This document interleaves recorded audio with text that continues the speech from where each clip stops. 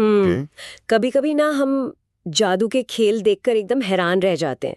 मतलब सोचिए कि स्टेज पर एक जादूगर है और नहीं, वो और वो कुछ ऐसा करता है जो इम्पॉसिबल लगे। Right. एग्जैक्टली वो दो बिल्कुल रंगहीन पानी जैसे लिक्विड्स को एक बीकर में मिलाता है और पलक झपकते ही उस बीकर के अंदर एक चमकीला पीला ठोस पदार्थ बन जाता है जो धीरे धीरे नीचे बैठने लगता है। प्रेसिपिटेट। हाँ, या फिर कोई चीज अचानक से तेज रोशनी के साथ जलकर धुएं में बदल जाती है। पहली नजर में ना ये सब किसी चमत्कार जैसा ही लगता है, जैसे भौतिकी के सारे नियम ही टूट गए हों। बिल्कुल, और ये सच भी है कि रहस्य हमें हमेशा अपनी तरफ खींचता है। मतलब जब हमें चीजों के पीछे का कारण नहीं पता होता ना, तो हम उसे बस जादू मान लेते हैं। सही कहा। लेकिन जब हम विज्ञान की दुनिया में कदम रखते हैं, खासकर रसायन विज्ञान, मेरा मतलब है केमिस्ट्री की दुनिया में, तो वो जो जादू है ना, वो एक बहुत ही तार्किक और लॉजिकल कहानी में बदल जाता है। और आज हमारी इस गहरी चर्चा या कहें इस डीप डाइव का मकसद भी बिल्कुल यही है। हमारे पास ना आज कक्षा 10 के विज्ञान के नोट्स, एनसीईआरटी और केमिस्ट्री लिबरेट टेक्स्ट्स जैसी स्रोत सामग्री का एक पूरा का पूरा स्टैक है। काफी सॉलिड सोर्सेज हैं। हाँ, तो हम इन किताबों के पन्नों से बाहर निकलकर ये समझने की कोशिश कर रहे हैं कि उस बीकर के अंदर असल में क्या हो रहा है।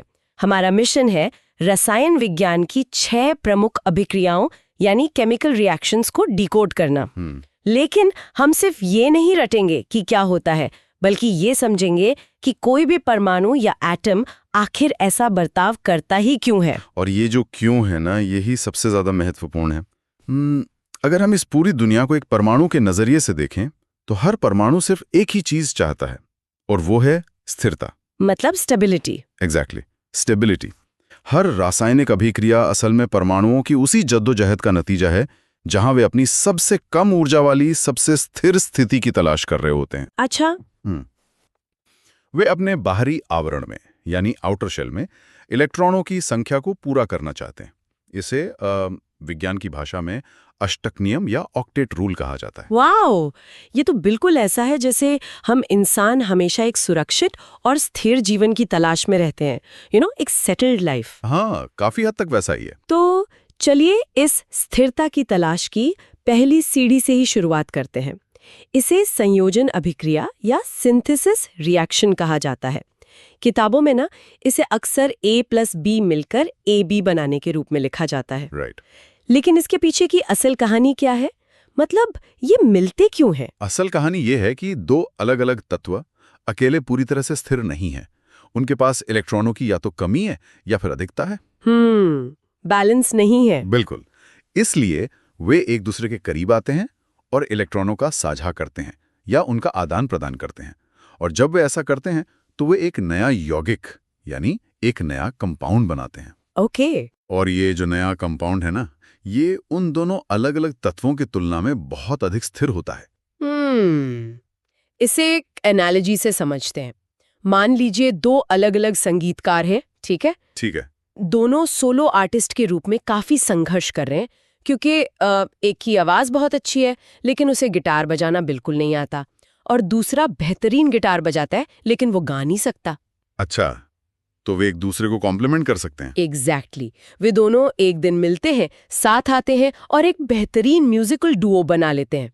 अब वे एक नई पहचान बन गए हैं और उनका संगीत पहले से कहीं ज्यादा बेहतर और स्टेबल है। ये एक बहुत ही सटीक तुलना है। वे दोनों एक दूसरे की कमियों को पूरा कर रहे हैं। और दिलचस्प बात यह है कि जब ऐसा होता है तो अक्सर बहुत सारी ऊर्जा बाहर निकलती है। ऊर्जा बाहर निकलती है मतलब? हाँ, रसायन विज्ञान में इसे एक्सोथर्मिक रिएक्शन कहते हैं। मतलब जब परमाणु एक स्थिर बंधन बनाते हैं ना, तो उन्हें अब उतनी ऊर्जा की आवश्यकता नहीं होती जितनी उन्हें अकेले रहने पर थी। ओहो, तो वो एक्स्ट्रा ऊर्जा वो गर्मी या प्रकाश के रूप में बाहर फेंक देते हैं। ये बहुत दिलचस्प है। तो मतलब जब वो डुओ अपना पहला हिट गाना गाता है तो कमरे में एक अलग ही हीट या ऊर्जा पैदा हो जाती है। हमारे रोजमर्रा के जीवन में इसका कोई आम उदाहरण? सबसे आम उदाहरण है लोहे पर जंग लगना। लोहे पर जंग लगना? वो तो काफी बोरिंग सा लगता है। देखने में बोरिंग है, पर मॉलिक्यूलर लेवल पर बहुत कुछ हो रहा है। हम इसे अक्सर किताबों में 4Fe+3O2 जैसे जटिल सूत्रों में देखते हैं। हाँ, जो याद करने में बहुत मुश्किल होते हैं। राइट। लेकिन इसका भौतिक सच ये है कि ठोस लोहे के हर 4 परमाणुओं के साथ हवा में मौजूद ऑक्सीजन के 3 जोड़े खुद को फंसा लेते हैं। रुको, ये बात मुझे थोड़ी अजीब लग रही है। अगर 2 तत्व आपस में जुड़कर इतने खुश हैं और एक स्टेबल स्थिति में आ गए, तो फिर उन्हें टूटने की जरूरत ही क्या है? बहुत ही लाजवाब सवाल है। क्योंकि मतलब हम जानते हैं कि चीजें हमेशा जुड़ी तो नहीं रहती ना दुनिया में। एग्जैक्टली और यहीं से हमारी दूसरी अभिक्रिया यानी रिएक्शन तस्वीर में आती है, जिसे हम वियोजन अभिक्रिया या डिकम्पोजिशन रिएक्शन कहते हैं। जो कि सिंथेसिस का उल्टा है, राइट? बिल्कुल उल्टा। आपने पूछा कि वे टूटते क्यों हैं, तो सच्चाई ये है कि वे खुद नहीं टूटते। कोई भी स्थिर यौगिक अपने आप अलग नहीं होना चाहता। अच्छा, तो फिर उन्हें तोड़ने के लिए हमें बाहर से भारी मात्रा में ऊर्जा को सिस्टम के अंदर धकेलना पड़ता है। अच्छा, मतलब हमें उस म्यूजिकल डुओ को तोड़ने के लिए बाहर से कोई भारी दबाव डालना होगा, राइट? जैसे कोई बहुत बड़ा रिकॉर्ड लेबल आके उन्हें अलग होने के लिए करोड़ों रुपए का लालच दे या उनके बीच कोई बाहरी गलतफहमी पैदा कर दे। बिल्कुल सही एनालॉजी है। बिना ऊर्जा के कोई भी बंधन नहीं टूटता। और क्योंकि इन अभिक्रियाओं को शुरू करने के लिए ऊर्जा को सोखना पड़ता है, अब्जॉर्ब करना पड़ता है, इसलिए इन्हें एंडोथर्मिक प्रक्रिया कहा जाता है। Endothermic, okay. अब ये ऊर्जा ना कई रूपों में आ सकती है। उदाहरण के लिए सीमेंट बनाने वाले उद्योगों में चूना पत्थर यानी कैल्शियम कार्बोनेट का उपयोग होता है। हाँ। ये एक बहुत ही मजबूत कंपाउंड है। इसे तोड़ने के लिए विशाल भट्टियों में भयंकर गर्मी यानी हीट दी जाती है। इसे थर्मल डिकम्पोजिशन कहते हैं। तो क्या रसायन इस मामले में चूजी होते हैं? मतलब क्या कुछ यौगिक आसानी से टूट जाते हैं और कुछ के लिए बहुत ज्यादा ऊर्जा चाहिए होती है? हाँ, बिल्कुल। हर रासायनिक बंधन की ताकत अलग होती है।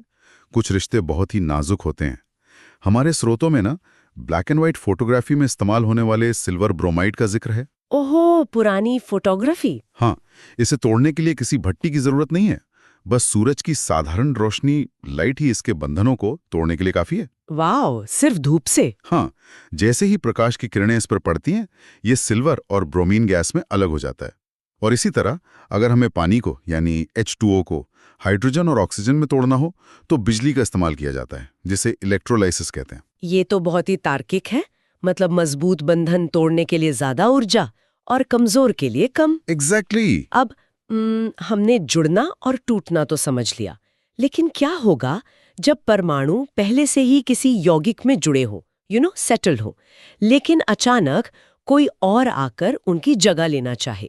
तो वहां विस्थापन होगा। हाँ, चलिए हमारी तीसरी अभिक्रिया की तरफ बढ़ते हैं, एकल विस्थापन या सिंगल डिस्प्लेसमेंट रिएक्शन। यहाँ पूरा का पूरा खेल रिएक्टिविटी यानी प्रतिक्रियाशीलता का है। विज्ञान में ना एक एक्टिविटी सीरीज होती है। Activity series? हाँ, इसे धातुओं की एक तरह की ताकत की रैंकिंग समझा जा सकता है। जो धातु इस लिस्ट में ऊपर है वो ज्यादा सक्रिय है, ज्यादा पावरफुल है। ओके।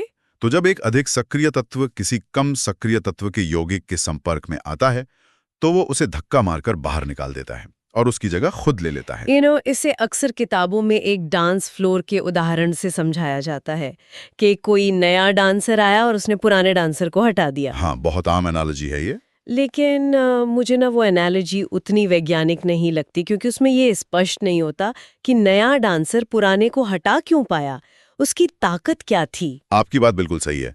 इसे समझने के लिए हमें इलेक्ट्रॉनों के खिंचाव को देखना होगा। तो क्या हम इसे चुंबक यानी मैग्नेट्स के उदाहरण से समझ सकते हैं? चुंबक कैसे? मान लीजिए कि हमारे पास एक साधारण फ्रिज मैग्नेट है जो लोहे के एक टुकड़े से चिपका हुआ है। वो खुश है, स्टेबल है। ठीक है। लेकिन अचानक हम वहां एक बेहद शक्तिशाली नियोडिमियम चुंबक ले आते हैं। अब नियोडिमियम का जो चुंबकीय क्षेत्र है वो इतना ताकतवर है कि वो उस लोहे के टुकड़े को साधारण चुंबक से खींचकर अपने पास चिपका लेगा और बेचारा साधारण चुंबक अब अकेला रह जाएगा। अरे वाह, ये एक शानदार और बहुत ही सटीक एनालॉजी है ना? बिल्कुल। रसायन विज्ञान में वो शक्तिशाली चुंबक एक ऐसा तत्व है जो अपने इलेक्ट्रॉनों को आसानी से छोड़ने के लिए बेताब है, या दूसरे शब्दों में कहें तो वो अधिक प्रतिक्रियाशील है।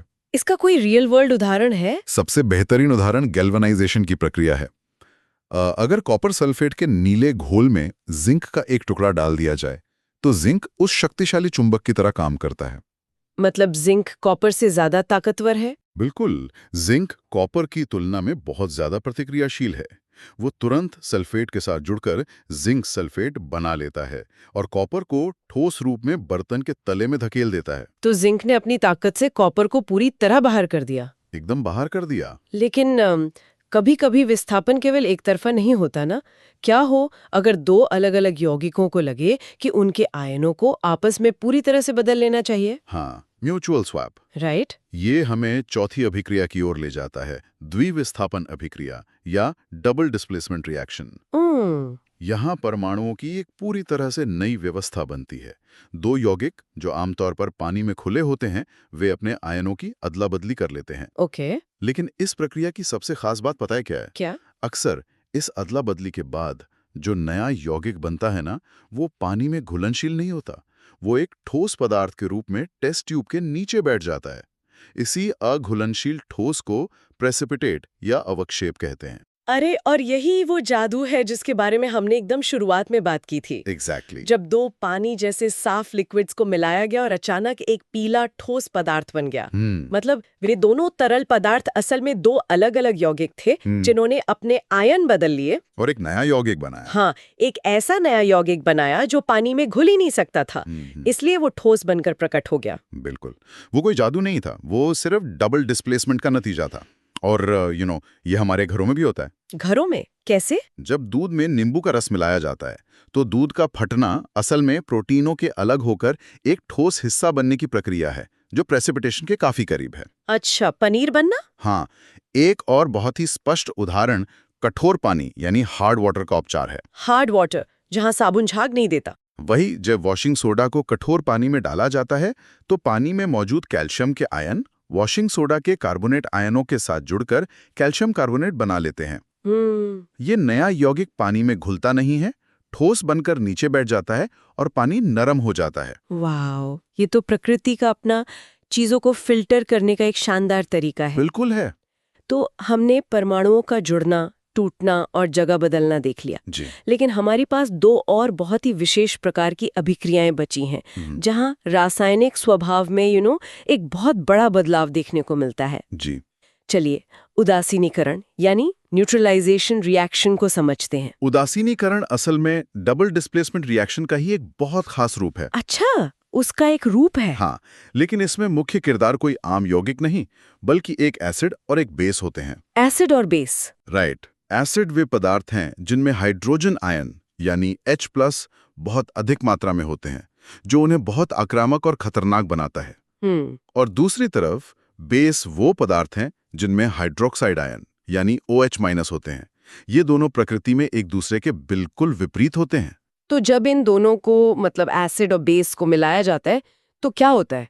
क्या वे आपस में लड़ते हैं? इसके बिल्कुल विपरीत, वे एक दूसरे की आक्रामकता को शांत कर देते हैं। शांत कर देते हैं? हाँ, एसिड का H+ आयन और बेस का OH- आयन एक दूसरे की तरफ बहुत तेजी से आकर्षित होते हैं।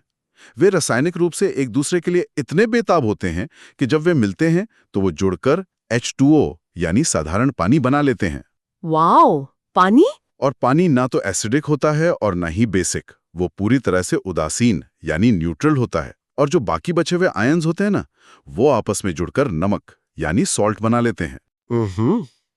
ये तो मुझे दो कट्टर दुश्मन सेनाओं के बीच एक ऐतिहासिक शांति समझौते जैसा लग रहा है। शांति समझौता? हाँ। सोचिए, दो सेनाएं, एक तरफ एसिड और दूसरी तरफ बेस, पूरी आक्रामकता के साथ मैदान में आती हैं, लेकिन लड़ने के बजाय वे अपने सारे खतरनाक हथियार डाल देते हैं। उनका सारा गुस्सा पानी में बह जाता है और पीछे सिर्फ शांति का प्रतीक मतलब नमक रह जाता है। ये एक बहुत ही सटीक और विजुअल दृश्य है। मतलब सल्फ्यूरिक एसिड बहुत खतरनाक होता है, लेकिन अगर उसमें सही मात्रा में सोडियम हाइड्रोक्साइड जो कि एक बेस है मिला दिया जाए तो क्या होगा? तो दोनों शांत होकर सोडियम सल्फेट जो कि एक नमक है और पानी बना देंगे। और हमारे शरीर में भी बिल्कुल यही होता है। हमारे शरीर में एसिडिटी के टाइम? एग्जैक्टली। जब ज्यादा मसालेदार खाने से पेट में एसिडिटी हो जाती है तो हम जो एंटासिड लेते हैं, इनो या कुछ और, वो असल में एक बेस होता है। ओहो। वो जाकर पेट के अतिरिक्त एसिड को न्यूट्रलाइज कर देता है, पानी और नमक बनाता है और हमें तुरंत राहत मिल जाती है। पेट के अंदर शांति समझौता, ये विज्ञान की सबसे अच्छी बात है ना, कि जो नियम उस छोटे से बीकर में लागू होते हैं वही हमारे शरीर के अंदर भी काम कर रहे होते हैं। बिल्कुल, सब कुछ कनेक्टेड है। अब आते हैं हमारी छठी और आखिरी अभिक्रिया पर। इसमें थोड़ी नाटकीयता है, थोड़ा ड्रामा है, क्योंकि ये भारी मात्रा में ऊर्जा छोड़ती है। हम दहन यानी कंबस्शन रिएक्शन की बात कर रहे हैं। दहन मूल रूप से जलने की प्रक्रिया है। ये किसी यौगिक, खासकर हाइड्रोकार्बन्स, जिनमें कार्बन और हाइड्रोजन होते हैं, उसका ऑक्सीजन के साथ बहुत तेजी से होने वाला रिएक्शन है। जलना मतलब आग। हाँ, इस प्रक्रिया में ऑक्सीजन गैस हाइड्रोकार्बन के बंधनों को बहुत आक्रामकता के साथ, बहुत एग्रेसिवली तोड़ती है। नतीजतन कार्बन डाइऑक्साइड गैस और पानी, जो कि भाप के रूप में होता है, वो बनता है। लेकिन सबसे महत्वपूर्ण बात यह है कि इस प्रक्रिया में भारी मात्रा में ऊष्मा यानी हीट और प्रकाश निकलता है। ये एक अत्यधिक एक्सोथर्मिक प्रक्रिया है। इसका असल कारण क्या है? मतलब इतनी ज्यादा ऊर्जा अचानक बाहर क्यों आती है? इसका कारण फिर से वही स्थिरता है जो हमने शुरू में बात की थी। अच्छा, वापस स्टेबिलिटी पे आ गए। राइट। मीथेन जो हमारी रसोई गैस में होती है और ऑक्सीजन के पास जो रासायनिक बंधन होते हैं ना, उनमें बहुत अधिक संभावित ऊर्जा यानी पोटेंशियल एनर्जी जमा होती है। ओके। लेकिन जब वे जलकर कार्बन डाइऑक्साइड और पानी में बदल जाते हैं, तो ये जो नए यौगिक हैं, ये बेहद बेहद स्थिर होते हैं। मतलब उन्हें अब उतनी ऊर्जा नहीं चाहिए। एग्जैक्टली। स्थिर होने के कारण उन्हें उतनी ऊर्जा की आवश्यकता नहीं होती, इसलिए जो भी अतिरिक्त ऊर्जा बच जाती है वह आग, गर्मी और प्रकाश के रूप में पर्यावरण में छोड़ दी जाती है। ये एक बहुत ही स्पष्ट व्याख्या है। इसे ना एक ऐसी तेज तर्रार और क्रेजी पार्टी की तरह देखा जा सकता है, जहां ऑक्सीजन एक वीआईपी मेहमान। हाँ, जब ऑक्सीजन पार्टी में आता है तो वो सबको अपनी जगह से हटाकर कार्बन और हाइड्रोजन के साथ नए अधिक स्थिर जोड़े बना लेता है। इस पूरी प्रक्रिया में जो जबरदस्त ऊर्जा पैदा होती है वो कमरे को एकदम गर्म कर देती है। हाँ, बिल्कुल। और जब पार्टी खत्म होती है तो पीछे सिर्फ कार्बन डाइऑक्साइड और पानी की बूंदें यानी पसीना बचता है। ये काफी मजेदार तरीका है इसे याद रखने का, और बिल्कुल ऐसा ही होता है। स्रोत हमें बताते हैं कि 1 मोल मीथेन गैस के दहन से लगभग 890.4 किलो जूल ऊर्जा निकलती है। बाप रे, ये तो बहुत ज्यादा है। बहुत ज्यादा है। और दिलचस्प बात यह है कि ये दहन हमेशा आग की लपटों के साथ ही नहीं होता। मतलब बिना आग के भी दहन होता है? हाँ, हमारे शरीर के अंदर कोशिकाओं में श्वसन यानी रेस्पिरेशन की प्रक्रिया होती है, जो एक प्रकार का धीमा दहन ही है। ओहो। हम जो खाना खाते हैं वो भी कार्बन का यौगिक है। वो ऑक्सीजन के साथ मिलकर धीरे धीरे टूटता है और बिना आग लगाए हमें दिन भर काम करने के लिए ऊर्जा देता है। ये कमाल है कि गैस स्टोव की आग और हमारे शरीर की ऊर्जा के पीछे का विज्ञान दोनों बिल्कुल एक ही हैं। बिल्कुल, नेचर के नियम हर जगह सेम है। तो इस पूरी चर्चा को समेटते हुए दिमाग में कुछ चीजें एकदम साफ हो रही हैं। चलिए एक छोटा सा पॉप क्विज करते हैं ताकि ये जानकारी एक त्वरित सारांश में पिरोई जा सके। तैयार है? बिल्कुल, पूछिए। तो अगर दो चीजों को मिलाने पर कोई अघुलनशील ठोस पदार्थ टेस्ट ट्यूब के नीचे बैठ जाता है तो वो कौन सी अभिक्रिया है? वो निश्चित रूप से डबल डिस्प्लेसमेंट है और उसी ठोस पदार्थ को हम प्रेसिपिटेट कहते हैं। एकदम सही। दूसरा सवाल, अगर हमें किसी यौगिक को तोड़ने के लिए बाहर से गर्मी, प्रकाश या बिजली देनी पड़ रही है तो वो क्या है? वो डीकॉम्पोजिशन है, जो कि ऊर्जा सोखने के कारण एक एंडोथर्मिक प्रक्रिया है। बंधनों को तोड़ने के लिए हमेशा ऊर्जा चाहिए होती है। परफेक्ट। लेकिन इन सब के बीच एक और बात किताबों में बहुत दोहराई जाती है। कौन सी बात? रासायनिक समीकरणों यानी इक्वेशंस को हमेशा संतुलित करना होता है, बैलेंस करना होता है। मतलब तीर के बाएं ओर जितने परमाणु हैं, दाईं ओर भी उतने ही होने चाहिए। इसके पीछे का क्या रहस्य है? ये कोई रहस्य नहीं है, बल्कि ब्रह्मांड का एक बहुत ही कठोर नियम है। इसे द्रव्यमान के संरक्षण का नियम या law of conservation of mass कहते हैं। ओके। हम इस दुनिया में कुछ भी नया पैदा नहीं कर सकते और न ही कुछ पूरी तरह से मिटा सकते हैं। रसायन विज्ञान में कोई भी परमाणु जादुई रूप से गायब नहीं हो सकता। अच्छा। वे बस एक व्यवस्था से टूटकर दूसरी व्यवस्था में जुड़ रहे हैं। इसलिए समीकरण को संतुलित करना, बैलेंस करना सिर्फ ये साबित करने का एक तरीका है कि हमने रास्ते में कोई परमाणु खोया नहीं है। तो बात फिर से उसी जादूगर की टोपी पर आ गई। कोई भी कबूतर हवा से प्रकट नहीं होता और कोई भी परमाणु हवा में गायब नहीं होता। वो बस अपना रूप बदल रहा है। एग्जैक्टली। विज्ञान में कोई भ्रम नहीं होता, कोई इल्यूजन नहीं होता, सिर्फ तार्किक संतुलन होता है। और यही रसायन विज्ञान की सबसे बड़ी सुंदरता है। जब हम इन 6 अभिक्रियाओं को समझ लेते हैं ना, तो हम सिर्फ बीकर के अंदर होने वाले बदलावों को ही नहीं, बल्कि पूरी दुनिया को एक नए नजरिए से देख पाते हैं। और ये बात बिल्कुल 100% सच है। ये रासायनिक अभिक्रियाएं सिर्फ प्रयोगशालाओं तक या किताबों तक सीमित नहीं है। जब साइकिल को बाहर बारिश में छोड़ दिया जाता है और उस पर जंग लग जाता है, वो संयोजन है, सिंथेसिस है। जब गैस चलाई जाती है, वो दहन है, कंबस्चन है। हर सेकंड हमारे आसपास की दुनिया इन्हीं 6 नियमों पर चल रही है। बिल्कुल। जाते जाते एक अंतिम विचार जो हमारे स्रोतों से उभर कर आता है वो ये है कि इन अभिक्रियाओं का हमारे पर्यावरण पर बहुत गहरा असर होता है। हाँ, क्लाइमेट पर। जैसे प्रदूषकों का टूटना या प्राकृतिक प्रणालियों में बदलाव।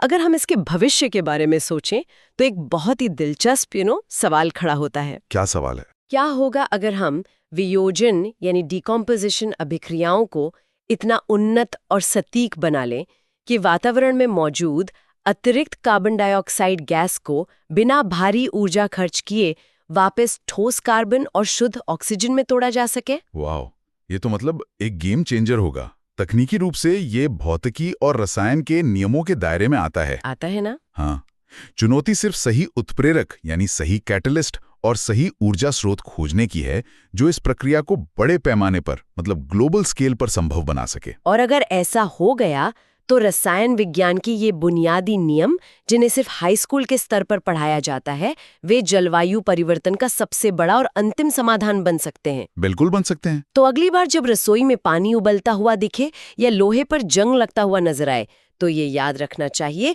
कि ये सिर्फ कोई रोजमर्रा की आम घटना नहीं है। ये ब्रह्मांड का जादू है। हाँ, ये ब्रह्मांड का सबसे शानदार, तार्किक और बिना भ्रम वाला जादू है जो हर जगह लगातार हर सेकंड चल रहा है। और हमारे साथ इस गहरी चर्चा में जुड़ने के लिए बहुत बहुत शुक्रिया। मिलते हैं अगले डीप डाइव में।